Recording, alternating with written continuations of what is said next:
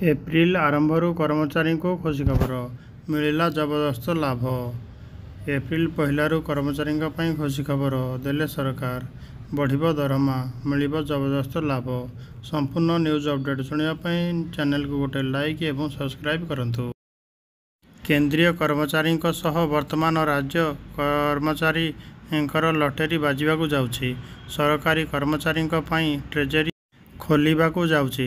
जदि आपणଙ୍କ परिवार रे केही जणे सरकारी कर्मचारी तेबे सेमानଙ୍କ ପାଇଁ बड़ खबर। सरकारଙ୍କ तरफରୁ एक बड़ उपहार देबा ପାଇଁ प्रस्तुति चलिछि। खूब शीघ्र राज्य कर्मचारी एवं पेंशनभोगीଙ୍କୁ खूब शीघ्र खबर मिलिबो। वर्तमान सरकार एप्रिल मासर डीए बकेया टंका हस्तांतर करिवे, जहा लाभ बहु परिमाण रे देखा जिवो। सरकार एथिपाई बजेट मध्य पारित करछंती, जहा समस्तक हृदय जितिबा पाई यथेष्ट। बहु संख्यक परिवार एथिरु उपकृत हेबाकू जाउछंती, जहा समस्तक पाई एक बड़ बूस्टर डोज परि हेबो। बजेट अवधि मध्यरे हिमाचल प्रदेशर सीएम सुखू कहिछंती जे एप्रिल 2 तारिखरु कर्मचारी मानकू 4% डीए प्रदान कराजिबो। एही मासरे कर्मचारी पॉकेट फुल होइजिबो। प्रति वर्ष एथिपाई प्राय 580 कोटी टंका खर्च हेबो, जहा एक बूस्टर डोज परि। वर्तमान पर्यंत एलटीसी केवल थरे निया जाइछि।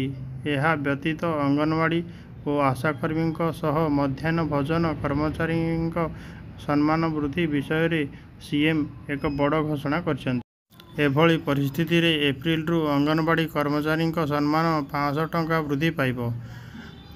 मिनी अंगनवाड़ी कर्मचारी सम्मानार्थे 400 टंका वृद्धि हेबो।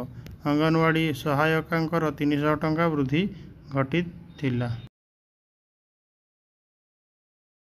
किछि दिन पूर्वरु केंद्रर मोदी सरकार केंद्रीय कर्मचारी और पेंशनभोगी डीए उल्लेखनीय भावे वृद्धि करथिले।